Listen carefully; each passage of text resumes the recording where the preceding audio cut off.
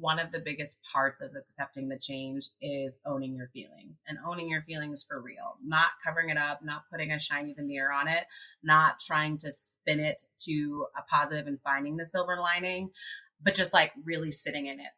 And I say that with a caveat, right? Like we don't sit in it forever. We don't stay there. We don't dwell in there. We don't make that our new identity, but we do allow for those feelings to be honored and recognized. I feel like half of the work that I do with my clients is just make space for their feelings because no one else in society is doing that. Welcome to Women Mastering Midlife, where we dive deep into the rich complexities of womanhood in our middle years. I'm your host, Victoria Bird, pharmacist, certified women's health coach, and your guide on this transformative journey. Whether you're navigating perimenopause, thriving in menopause, or mastering midlife's many transitions, this is your weekly dose of expert guidance, compassionate support, and a judgment-free space to explore it all. So get cozy, hit that play button, and let's rewrite the narrative around this remarkable stage from being something to dread into a beautiful transition. Hello there. I am so excited today to have on the podcast with me a colleague, a business mastermind friend, an internet buddy who lives probably closer to me than most of the people I have met on the internet, and yet we've never met in person. I am having Hannah Wachter on the podcast with me today. So she has been coaching, encouraging, and building others up for more than 14 years. With kindness and clarity, Hannah helps others turn their pain into purpose, cultivate healthy growth, and better navigate change. In essence, Hannah helps you recover or discover, empowering you to be your best self. As a seminarian turned makeup artist turned coach, Hannah serves as the gentle hand on your back, encouraging you to step forward, look in the mirror, and see what others see in you. She is a gifted writer, speaker, and singer, and is determined to use her voice to help others know and believe in their own value and worth. Recently, Hannah's mother died unexpectedly. Through courageously sharing her grief journey on social media, Hannah realized there were few spaces where grievers can exist without judgment of others in society. Resolute, Hannah decided to provide that space herself, which led her to the grief recovery method. Now certified, Hannah can better educate others about grief and help those suffering from loss to say goodbye to any pain, unmet hopes, dreams, and expectations, and hello to the fond memories and freedom of what was. When Hannah's not working, she's laughing, singing, dancing, writing, reading, visiting local bookstores, hanging with her hubby and kids, soaking up time with friends, or traveling the country to see her siblings, with whom she's very close. Hi, Hannah. I'm so excited. Hi. I'm so excited to be here with you, Victoria. You are a busy woman. It is I have got to nail her down. I am pinning your feet to the floor and you are coming and doing this with me. I know. I that whole travel bit at the end there, I travel a lot. And so I was like, wait, I can't do it then. And yeah. So, but here, we did it. We figured it out. Yes, we are here. So Hannah and I met through our business coach and her group work, which has been amazing. And, working with storytelling with her and hearing your story, I really connected with you. And you're just such a wonderful person to have as part of your group, as part of your community. So I was talking to you a little bit recently about that grief doesn't necessarily just mean the loss of a person. It can be a transition. It can be a loss of who you once were. It could be a loss of something that you attached your identity to.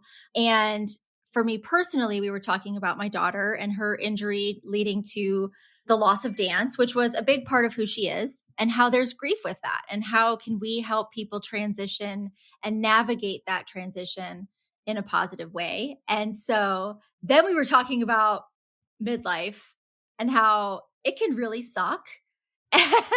And there's a lot of beauty in it. There's a lot of good to it, but there's also some changes and transitions that we see at this time that there really hasn't been space for. And that's how you and I can help women kind of navigate the grieving side of what this transition means. Absolutely. I love that. So in my work with the grief recovery method, and should I just give a quick little background about what that is even? Yeah.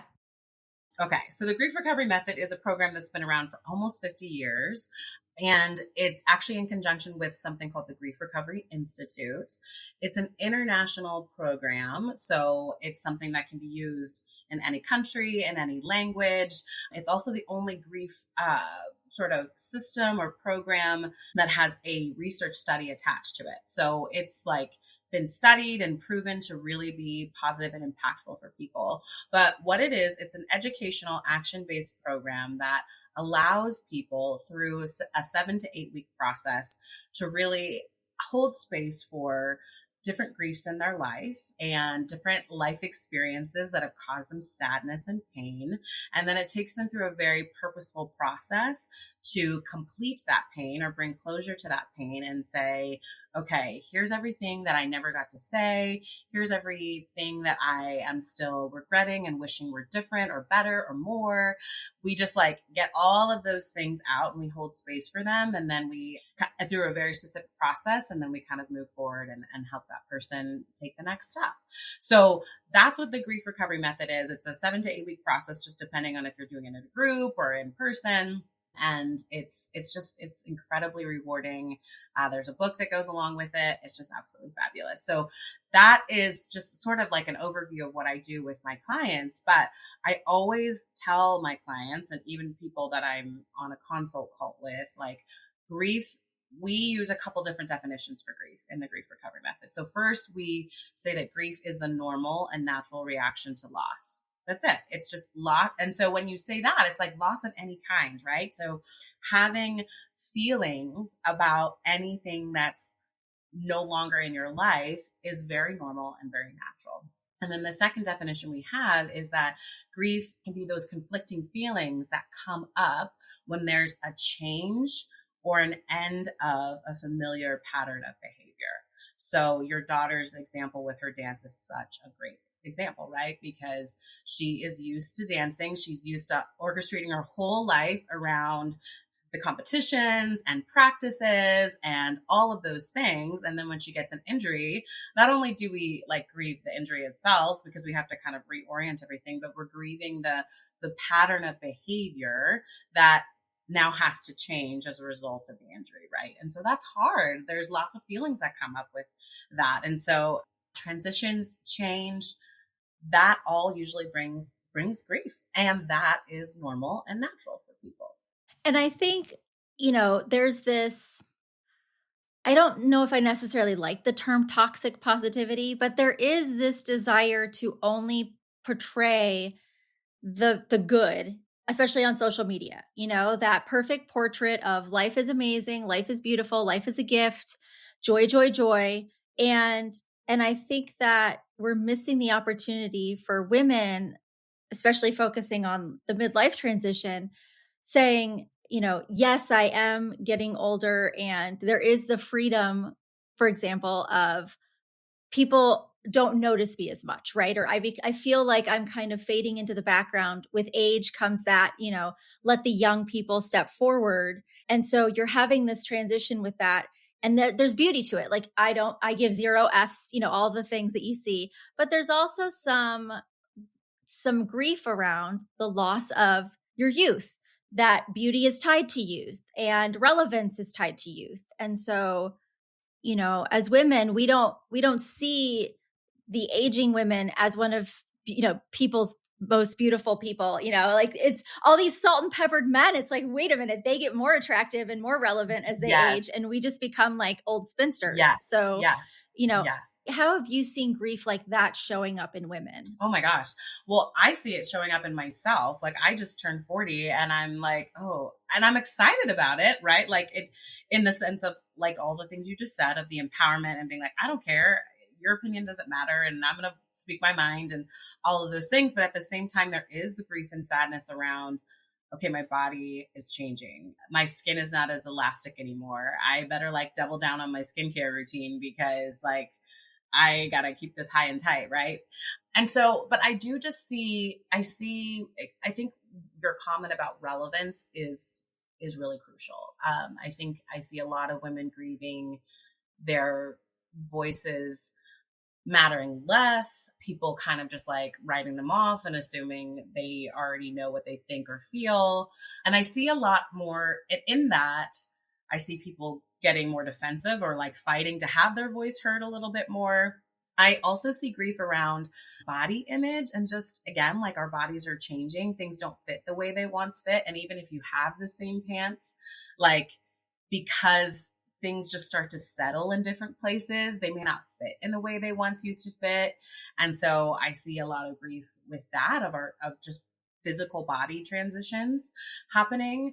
And then I see then loss of identity in response to the physical body changes. So grief around like, okay, but this is the thing about myself that I always loved and felt like it was the most beautiful and or like, it was the trait that I really identified with. And now this trait is sort of not showing up in the way that it has because I'm perimenopausal or menopausal or whatever, or I don't want to wear the clothes that I used to wear because of all the hot flashes and stuff like that, whatever. I see women kind of grieving identity and then having to figure out, okay, who am I now when I'm not identifying with that physical trait and stuff like that. So I think for us as women, we bear a lot in our bodies. We grieve the bodies that we had, and then we grieve the way we associate with ourselves with that body and how we feel like how we want to show up, I guess. Yeah, because all of the health and fitness things that I see flooding my feed all say, what you did before isn't going to work anymore, and eating less and moving more isn't going to solve your problems. But, so that's great and all. But at the same time, I as a woman want to have my old body. So the fitness industry is saying if you do these different things, you'll have your body. But we're aging and it's going to change, but we're not supposed to be able to accept that. And so I don't know if we're fighting against like society and we're fighting against, everything we're seeing in the media, what we've grown up to believe, but how do we unpack and how do we learn to separate ourselves and move forward after we grieve? Like, how do we process that, and how can you help me help others, Yeah, say, okay, it's perfectly okay and possible to take the time to be sad about it totally. and also accept the change. Yeah. So I think one of the biggest parts of accepting the change is owning your feelings and owning your feelings for real, not covering it up, not putting a shiny veneer on it, not trying to spin it to a positive and finding the silver lining, but just like really sitting in it. And I say that with a caveat, right? Like we don't sit in it forever. We don't stay there. We don't dwell in there. We don't make that our new identity, but we do allow for those feelings to be honored and recognized. I feel like half of the work that I do with my clients is just make space for their feelings because no one else in society is doing that. And I do agree with you that we are absolutely fighting against society, and not just even in the traditional ideas around fitness or whatever, but also in the idea that expressing negative feelings is okay and safe and natural. It's just a natural part of our humanity. So I think that one reason why it's harder for women to accept the change is because no one's given them permission to. No one's given them permission to say, you know what, this is just a natural part of it. And that's okay. You're not going to you won't stay in this place forever. You'll eventually make your peace with it. But owning how you feel is part of it. And you're allowed to grieve it. And so I do really feel like the first step in moving towards acceptance is just saying, man, this sucks. I miss the body that I used to have, and I feel sad that like now I have to give away these jeans or whatever it is that don't fit me in the same way anymore. And I'm just gonna make space for that, and I'm just gonna hold that, and I'm gonna be kind to myself about it. I'm not gonna shove how I feel down and try to cover it up or distract myself with, more shopping or, I don't know, right? Like we're not going to pour ourselves into other behaviors just as a temporary distraction from our feelings, but we're just going to sit with it and say, wow, this is hard and I need to process this. And then I see that's where you come in, Victoria, because no one also gives women a space to really talk about these things and to really process how hard this is, or to process the weird changes that happen in our body, or like, and I just feel like creating that space for one another as women is huge, without judgment. I tell my clients that I am a heart with ears and no mouth, meaning I'm going to love you and I'm going to listen to you and I'm not going to put anything on you. I'm not judging you. I have no comments about what you have to say. I just want to give you the space to say it. Even just in that simple act of people just like genuinely pouring out their heart about what they're feeling, that's already so liberating and transformative for people, because we see so little of that in our society, creating these safe spaces for women to truly process what they're feeling. Well, and I also feel like as a friend, if somebody were to say to me, oh, my body's not what it used to be, or, I just feel like my skin is so dry, my hair is thinning. Our response as a good friend is, oh, but you're beautiful. And Yes. oh, but you're such a wonderful person. And Yes. your hair looks great. Yes. And I feel like our responses as women to other women Mm-hmm. need a little bit of a refresh. Oh, So love this. what are some examples of ways that we could be better friends Mm-hmm. to other women going through the transition when we're talking about it? Yeah. Well, I always think asking good questions is so helpful, right? Because we will say stuff like, I feel so gross today, or I just like, whatever it is, like you're saying, my hair, my skin, my nails, whatever. And like, yeah, we're identifying something specific. My skin is like drier than normal. Okay, well, so how's your water? Like, asking good questions like, oh, and saying, and also prefacing like, I am not criticizing you. I want to support you. I want to help you, right? And I want you to feel good in your own skin. So I do think asking like in loving ways some good questions of like, well, when you say you feel gross, what does that mean? Are you, tell me more about that. So I think getting curious and trying to get under to the underlying layers of things is a good thing that we can do as friends.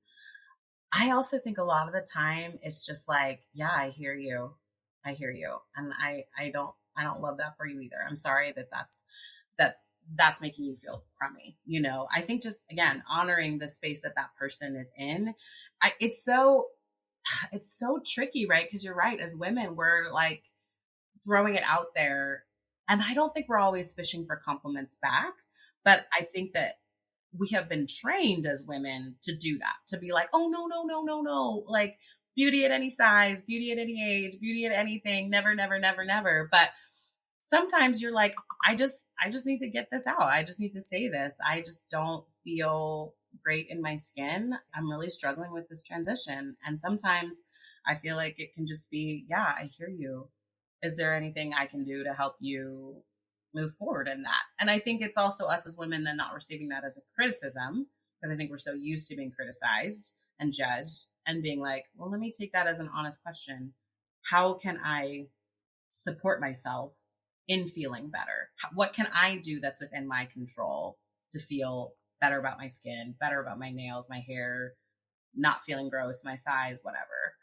One of the other things that you and I had talked about is that this part of life, we start to lose our reproductive ability. Yeah. And a lot of us are, we've either had children, or we have we've brought in children to our family in one way or another. Mm-hmm. And we don't want anymore, or we didn't want children, Mm-hmm. and we've made that choice. But now all of a sudden our body is telling us, you can no longer do what you're supposed to do with this body. Yeah. And so there's this transitional weird space of, yay, no more periods. I'm so excited. There's freedom in this. And yay, I won't get pregnant on accident. But then there's also that there's the flip side of it too. Like, oh, like my body can't do this. Yes. Men can go on and have babies in their 80s. Totally. I don't know why they'd want to, but they could. Yes. And so that's another thing, that there were moments where I would be really sad that my body isn't able to make another perfect little child. I have two beautiful children. Like, the world needs more of my little children, right? And then there's the part of me that's like, no, I do not want to get up every 2 hours in the middle of the night. And I do not want to have an infant again. Yeah. So what are some, like, how are some feelings? Have you experienced this with clients? Yeah. And how do we navigate that feeling of that loss? Yeah, this is such an interesting question for me, because I have sort of already grieved the so I already told you I'm 40. I've already grieved the loss though of not being able to have kids, because my husband and I had tried to have kids, and I have for some reason just had a really hard time conceiving, right? And like I'll get pregnant and then I'll have a miscarriage, or just like then my body's like, no, we're not doing this.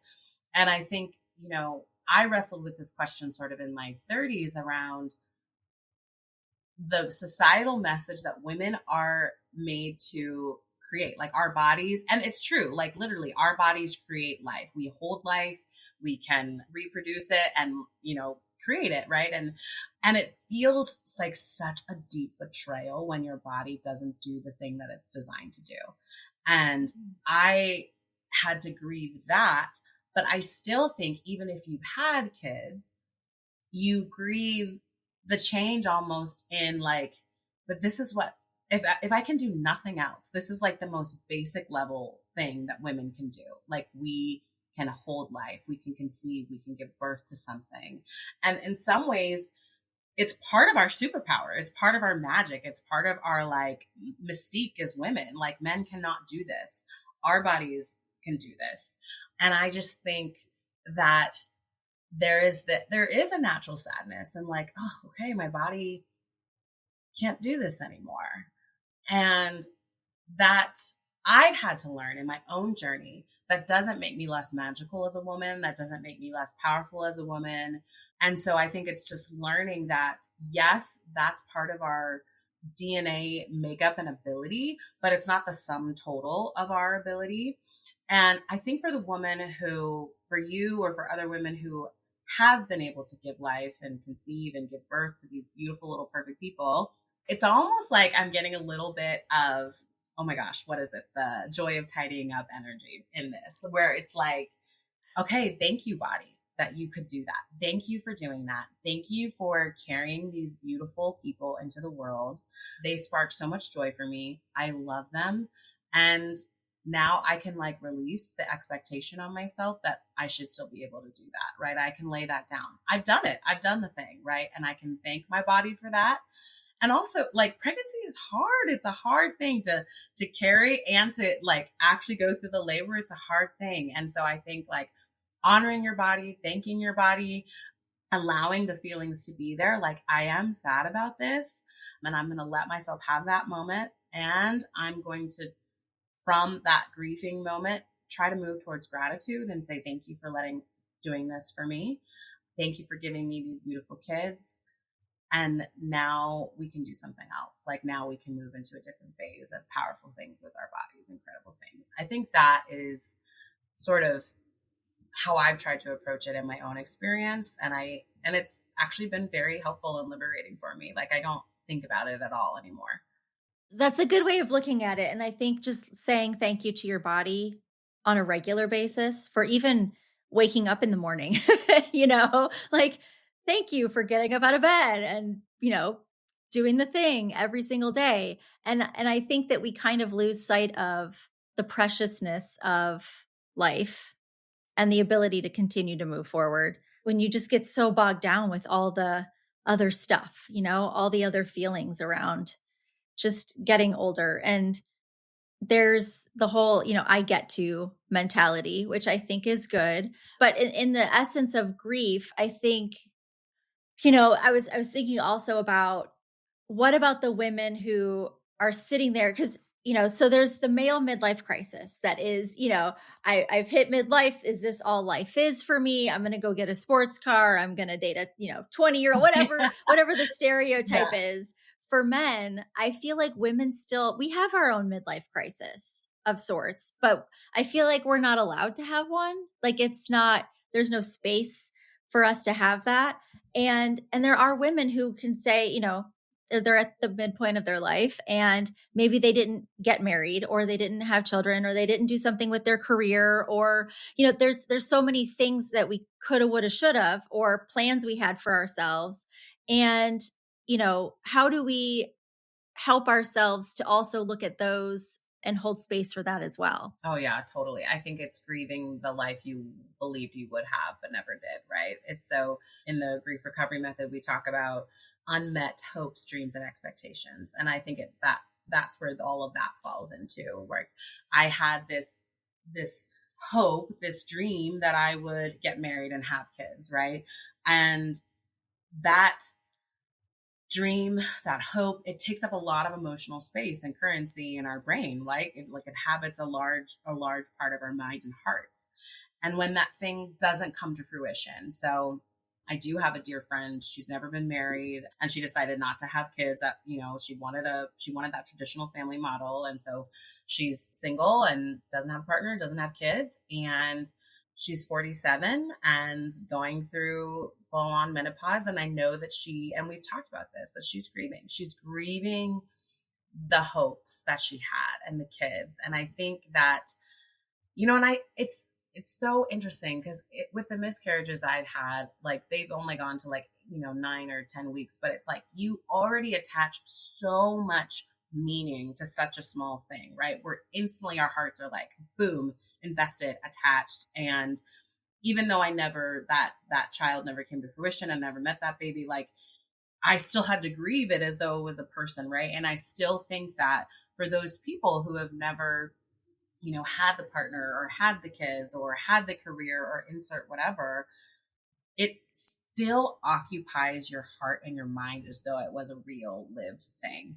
And you almost have to grieve it like it's a real person experience, whatever, because your heart was so attached to it and so set on it. And so I think just allowing yourself, again, I believe in giving ourselves permission. I feel like I agree with you, Victoria, that it's almost like we're not allowed to have it. It's almost like, no. It's okay for men to like freak out about their identity because performance for them is so much tied into their identity. But like who we are as women and what we produce, we're also tied to that. And so I think like giving space and giving ourselves permission and saying, you know what, this is normal. I wanted this thing. It didn't come to pass. I'm really upset about it. I'm sad.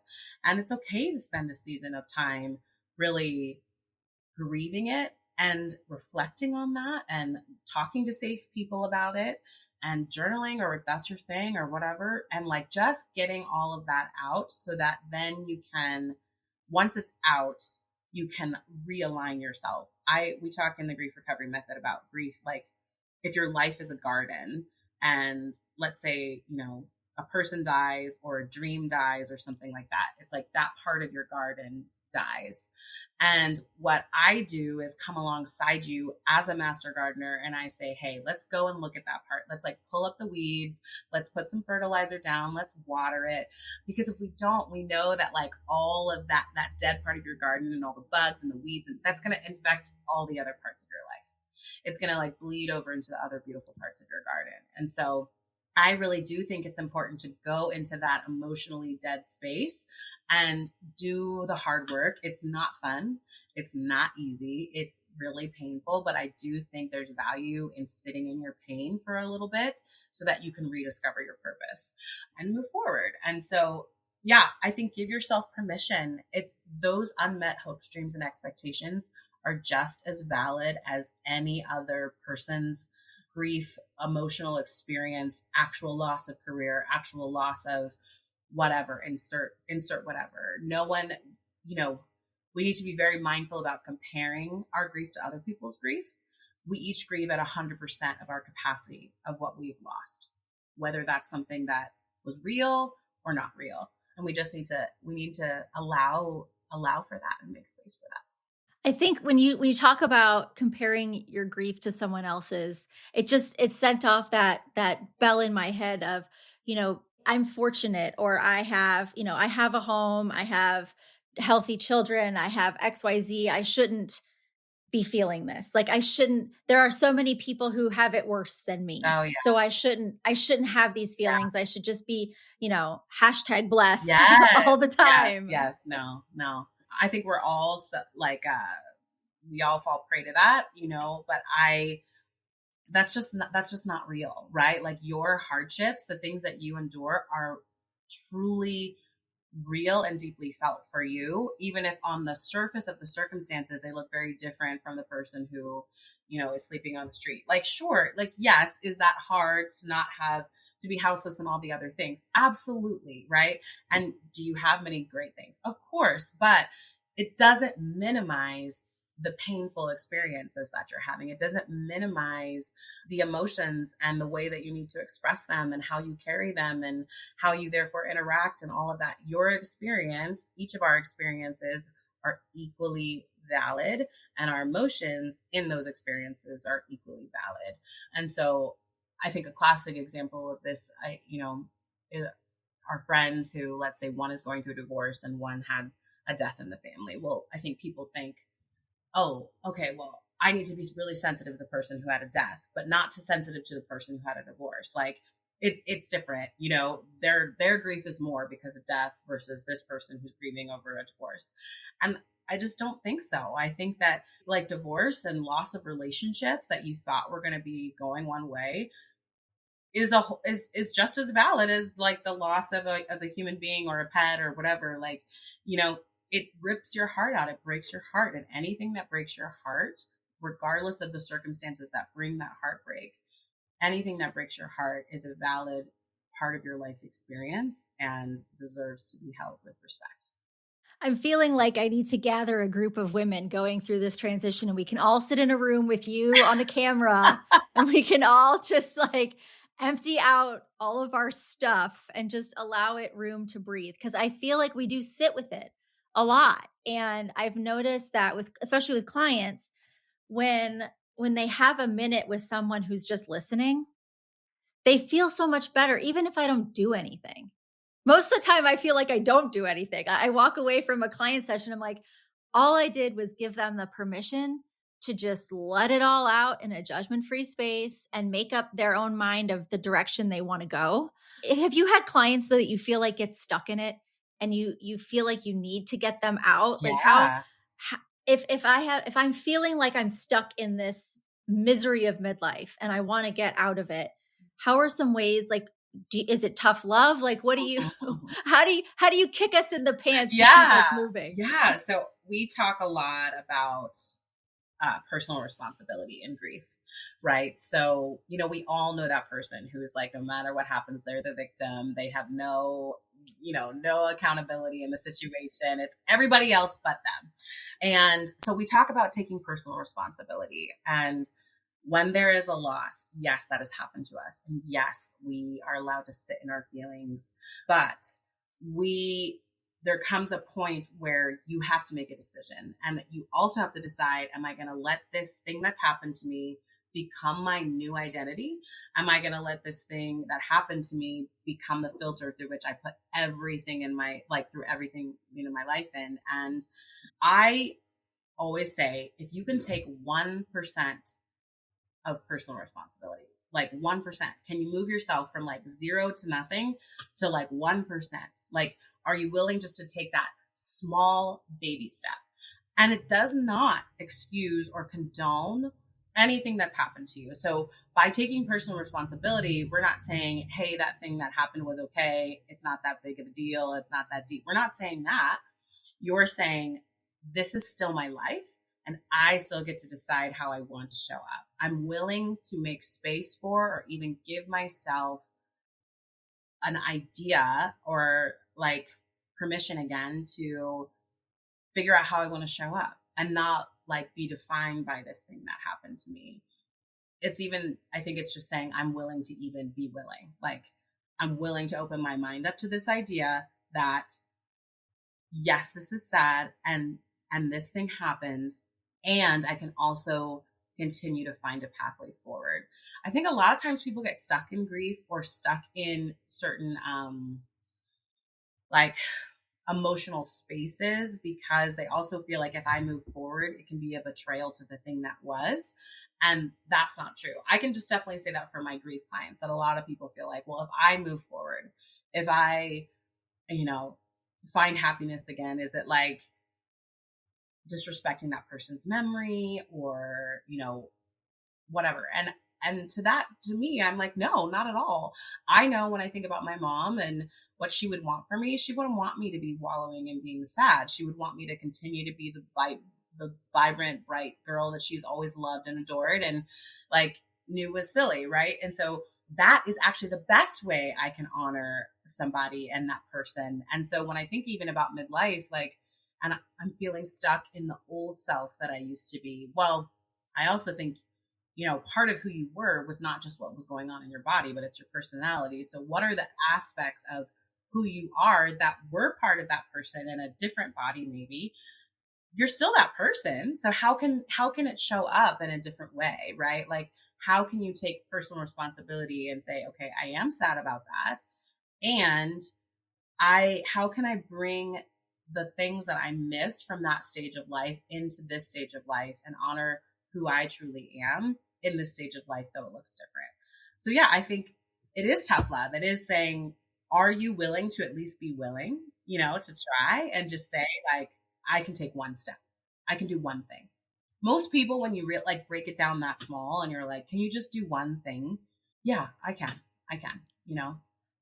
Yeah. I think it's giving room for the pity party, but not living in it. Like you've got to experience it, but you need to move past it. And I think if I think about the loss of self from back then, if I think about my 25-year-old self, I would not want to be 25 again. I might want my 25-year-old body, but I do not want to be 25 again. Exactly. Because she was selfish and immature. Yes. And, there's so many things about what 10, 20 years can do for you spiritually that, but I also think about the 25-year-old me wouldn't want to think, okay, I'm going to be 44 on the 16th of this month. And the 25-year-old me does not want to think that the 44-year-old me is sitting in sadness and misery about how I don't look like I used to. That's exactly right. That's exactly and right. So it's a good way to think about it. Even if you think of your grief as, not necessarily losing another person, but losing your previous person. Correct. Yep. I love that. What would the 25-year-old version of yourself, or like whatever, if you like close your eyes and you think about when you felt the sexiest in your body or like the best in your body, whatever age that woman is, like, what would that woman want for the current midlife version of yourself? And what were the personality traits or the things that you were doing, the activities you were doing? Like, what is it? Who was that girl and that woman? And what did you love about her? And can you re-identify with those aspects, personality traits, et cetera, and bring that into today? And it might look different again, but yeah, that old former self would not want you wallowing and being like, man, I'm not as cute or as I suck, or spending all the energy on that, right? Like, I'm thinking about my daughter who's 22, and she would be like, I could just see it. Like, she would just want, that empowered energy, that fun, like, bring all that. That's still who you are, just in a different form. And that's okay.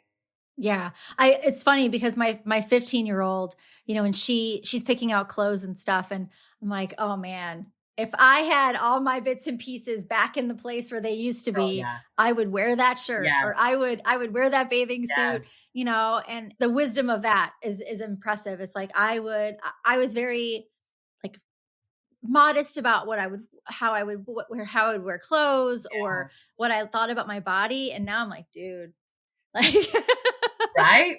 I would have wore the two pieces all the time, and accentuate my assets instead of trying to cover them, because you get older, they're in places they should. That's right. They're in different locations. I know.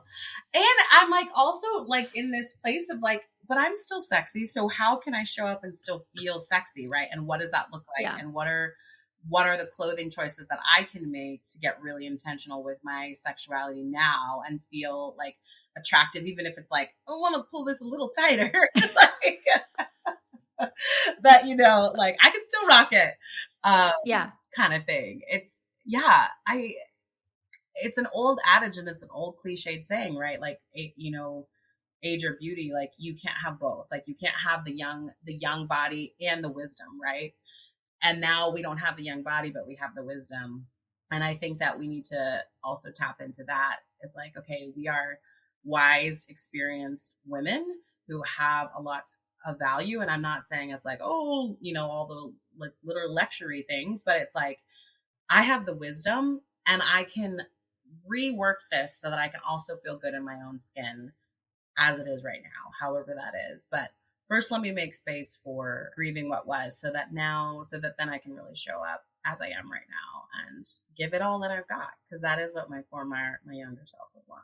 Yeah, absolutely. And I feel like our generation is finally, I feel like we're the first ones to really openly discuss these kind of things, and I think that gives us even more wisdom that we can impart on the younger kids so that when our daughters are grown and in this transition, it's not this enigma and this, and this horrible thing we have to bury inside ourselves and not talk about. I feel like the conversations are definitely coming out, and having someone like yourself who handles grief and recovery from that wasn't 20 years ago. I didn't hear about, I mean, I know you said that this method has been around a long time, but it also hasn't been so openly discussed not at all.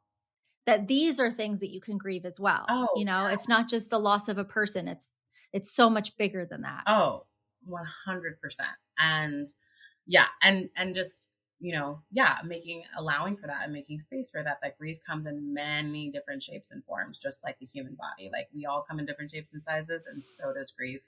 And I think a lot of times we'll cover it up and we'll say, well, we'll give it a different name. But I think when you really start to look underneath the surface, you realize, oh yeah, I'm not angry about that. I'm actually grieving that thing. Or I'm not just like depressed over here. No, I'm feeling grief. And there is a difference between depression and grief. And so I think allowing for grief to show up and be more than just death, is beautiful. Well, thank you so much for all of your words of wisdom today. And I do think that we should have a workshop. I'll do it. I would love that. If your listeners are like, yes, let's do it, I am totally game. I think that would be fun. Let's do a grief circle around menopause and just get it all out. I think that would be, and maybe we could do it in the same place, so we might actually see each other. Oh, that would be awesome. Yes, in person. Okay, I'm so there. Yes, I love it.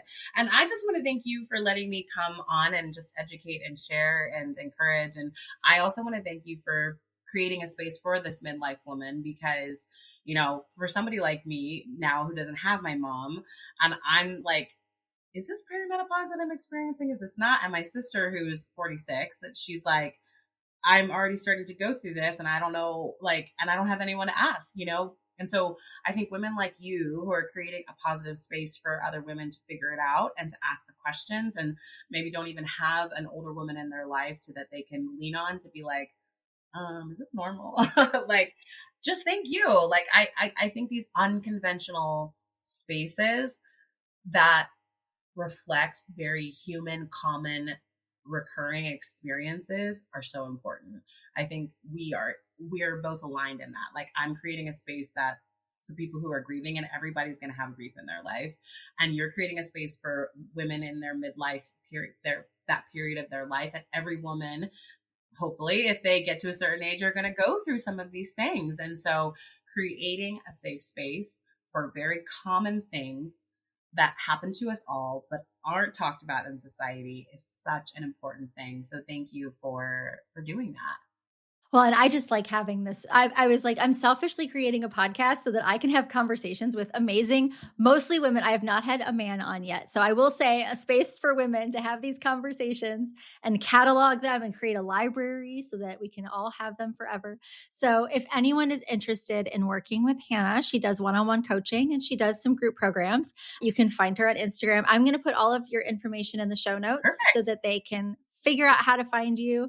And I'm going to have you back again, and we are going to have to do something in person. Yes. Let's do something in person. Let's do this again on a recording. Yeah. And I would love that. This was really great. You just have to stop traveling. I know. That's all. Okay. I'll work on it. You have to sit down. No, I'll just stay still. I know. I'll travel to you. How about that? There we go. Okay. It's Olympia, Washington's an adventure, man. Let me tell you. Wild. All right. Well, thank you so much. And I'd love to have you back again. Oh, thank you. I just love to have that. Thanks so much for joining me today. We'll be back next week for another episode of Women Mastering Midlife. Until then, find us on Instagram at Women Mastering Midlife and join my free Facebook community, Women Mastering Midlife, to continue our discussions. If you have any questions that you'd like answered on an Ask Me Anything episode, send your emails to hello@missvictoriaberg.com.